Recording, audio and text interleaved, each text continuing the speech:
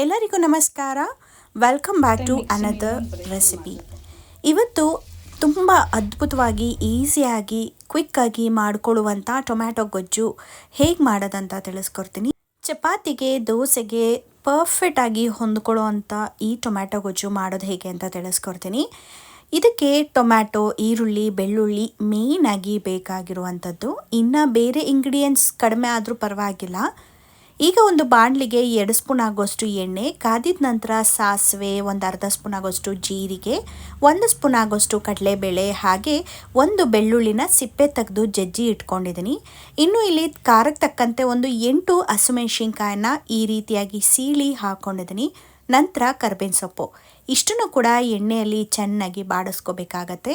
ಒಂದು ಸ್ವಲ್ಪ ನೀಟಾಗಿ ಫ್ರೈ ಆಗಬೇಕು, ಯಾಕಂದರೆ ಟೊಮೆಟೊ ಹಾಕಿದಾಗ ನೀರು ಒಡೆಯುತ್ತೆ ನೋಡಿ, ಅದಕ್ಕೂ ಮುಂಚೆನೇ ನಾವು ನೀಟಾಗಿ ಫ್ರೈ ಮಾಡ್ಕೋಬೇಕು. ನಂತರ ಇಲ್ಲಿ ನಾನು 2 ಮೀಡಿಯಮ್ ಸೈಜ್ ಟೊಮ್ಯಾಟೊನ ಹಾಕೊಳ್ತಾ ಇದ್ದೀನಿ. ಈ ರೀತಿಯಾಗಿ ನೀವು ತುಂಬ ಸಣ್ಣದಾಗೂ ಅಲ್ಲ, ಹಾಗೆ ತುಂಬ ದೊಡ್ಡದಾಗೂ ಅಲ್ಲ, ಈ ರೀತಿಯಾಗಿ ಮೀಡಿಯಮ್ ಆಗಿ ಕಟ್ ಮಾಡಿ ಹಾಕ್ಕೊಂಡ್ರೆ ಅಲ್ಲಲ್ಲಿ ಟೊಮೆಟೊ ಗೊಜ್ಜಲ್ಲಿ ಈರುಳ್ಳಿ ಸಿಗೋದ್ರಿಂದ ತುಂಬ ಒಳ್ಳೆ ರುಚಿ ಸಿಗತ್ತೆ. ಈ ರೀತಿ ಈರುಳ್ಳಿನೂ ಕೂಡ ಹಾಕ್ಕೊಂಡು ಸ್ವಲ್ಪ ನೀಟಾಗಿ ಫ್ರೈ ಮಾಡ್ಕೋಬೇಕು. ನಂತರ 4 ಮೀಡಿಯಮ್ ಸೈಜ್ ಟೊಮ್ಯಾಟೊನ ತೊಗೊಳ್ತಾ ಇದ್ದೀನಿ. ಈ ಟೊಮ್ಯಾಟೊ ಗೊಜ್ಜನ್ನ ಮಾಡೋದಕ್ಕೆ ನೀವು ಟೊಮ್ಯಾಟೊ ಎಷ್ಟು ತೊಗೊಂಡಿರ್ತೀರ ನೋಡಿ, ಅದರ ಅರ್ಧ ಭಾಗದಷ್ಟು ಈರುಳ್ಳಿನ ಹಾಕೋಬೇಕು. ಈ ರೀತಿಯಾಗಿ ಅಳತೆನ ಮಾಡಿಕೊಂಡು ನೀವು ಟೊಮ್ಯಾಟೊ ಈರುಳ್ಳಿನ ಹಾಕ್ಕೊಂಡ್ರೆ ತುಂಬ ರುಚಿಯಾದಂಥ ಟೊಮ್ಯಾಟೊ ಗೊಜ್ಜು ರೆಡಿ ಆಗುತ್ತೆ. ಟೊಮ್ಯಾಟೊನು ಕೂಡ ಮೀಡಿಯಮ್ ಸೈಜಾಗಿ ಹೆಚ್ಕೋಬೇಕಾಗತ್ತೆ. ತುಂಬ ದಪ್ಪವಾಗಿ ಹೆಚ್ಚಿಟ್ಕೊಂಡ್ರೆ ಜಾಸ್ತಿ ದೊಡ್ಡ ದೊಡ್ಡ ಸ್ಲೈಸಸ್ ಆಗಿ ಕಾಣುತ್ತೆ. ಇನ್ನು ತುಂಬ ಸಣ್ಣದಾಗಿ ಹೆಚ್ಚಿದ್ರೆ ಸ್ಮ್ಯಾಶ್ ಆಗಿಬಿಡುತ್ತೆ. ಈ ರೀತಿಯಾಗಿ ಮೀಡಿಯಮ್ ಆಗಿ ಹೆಚ್ಚಿ ಒಗ್ಗರಣೆಗೆ ಹಾಕೊಳ್ಳೋದ್ರಿಂದ ಅರ್ಧ ಭಾಗದಷ್ಟು ಸ್ಮ್ಯಾಶ್ ಆಗುತ್ತೆ, ಹಾಗೆ ಸ್ವಲ್ಪ ಸ್ಲೈಸಸ್ ಆಗು ಇರುತ್ತೆ. ತಿನ್ನೋದಕ್ಕೂ ಕೂಡ ತುಂಬ ರುಚಿಯಾಗಿರುತ್ತೆ. ಟೊಮೆಟೊನ ಹಾಕಿ ಕೈಯಾಡಿದ ನಂತರ ರುಚಿಗೆ ತಕ್ಕಷ್ಟು ಉಪ್ಪು, ಒಂದು ಅರ್ಧ ಸ್ಪೂನ್ ಆಗೋಷ್ಟು ಅರಿಶಿಣನೂ ಕೂಡ ಹಾಕ್ಕೊಂಡು ಈ ರೀತಿಯಾಗಿ ಮಿಕ್ಸ್ ಮಾಡ್ಕೋಬೇಕು.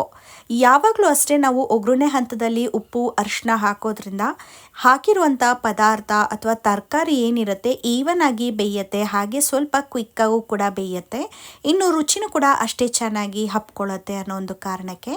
ಇನ್ನು ಟೊಮೆಟೊ ಹಾಕಿರೋದ್ರಿಂದ ಇದರಲ್ಲೇ ನೀರು ಹೊಡೆಯುತ್ತೆ, ಆ ಕಾರಣಕ್ಕೆ ನಾನಿಲ್ಲಿ ಟೊಮೆಟೊಗೆ ನೀರನ್ನ ಹಾಕೋದಿಲ್ಲ. ಒಬ್ಬೊಬ್ಬರು ಟೊಮ್ಯಾಟೊ ಈ ರೀತಿಯಾಗಿ ಬೇಯೋ ಅಂಥ ಟೈಮಲ್ಲೇ ನೀರು ಹಾಕಿ ಬೇಯಿಸ್ಬಿಡ್ತಾರೆ. ಲೋ ಫ್ಲೇಮಲ್ಲಿ ಅಥವಾ ಮೀಡಿಯಂ ಫ್ಲೇಮಲ್ಲಿ ಇಟ್ಕೊಂಡೆ ಟೊಮೆಟೊ ಬೇಯಿಸೋದ್ರಿಂದ ನೀರು ಹಾಕುವಂಥ ಅವಶ್ಯಕತೆ ಇರೋದಿಲ್ಲ. ಹಾಗೆಯೇ ಈ ರೀತಿ ಲಿಡ್ ಕ್ಲೋಸ್ ಮಾಡೋದ್ರಿಂದ ನೀರು ಕೂಡ ಬೇಗನೆ ಹಿಂಗೋದಿಲ್ಲ. ಇನ್ನು ಲೋ ಫ್ಲೇಮ್ ಕೂಡ ಇಟ್ಟಿರ್ತೀವಲ್ವ, ಆ ಕಾರಣಕ್ಕೆ. ಇನ್ನು ಇಲ್ಲಿ ನೀವು ನೋಡ್ತಾ ಇರ್ಬೋದು, ಸ್ಟಾರ್ಟಿಂಗು ಕೂಡ ಈಗಲೂ ಕೂಡ ನೀವು ನೋಡ್ತಿರ್ಬೋದು ಆಲ್ಮೋಸ್ಟ್ ಒಂದು 15 ನಿಮಿಷ ಬೆಂದಿದ ನಂತರ ಈ ರೀತಿ ಸ್ಮ್ಯಾಶ್ ಆಗಿದೆ.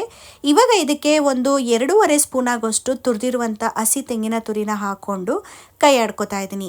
ಇಷ್ಟೇ. ನಿಮ್ಗೆ ಏನಾದರೂ ಗ್ರೇವಿ ಕನ್ಸಿಸ್ಟೆನ್ಸಿ ಬೇಕು ಅಂತ ಹೇಳಿದ್ರೆ ಸ್ವಲ್ಪ ನೀರನ್ನ ಹಾಕೋಬೋದು.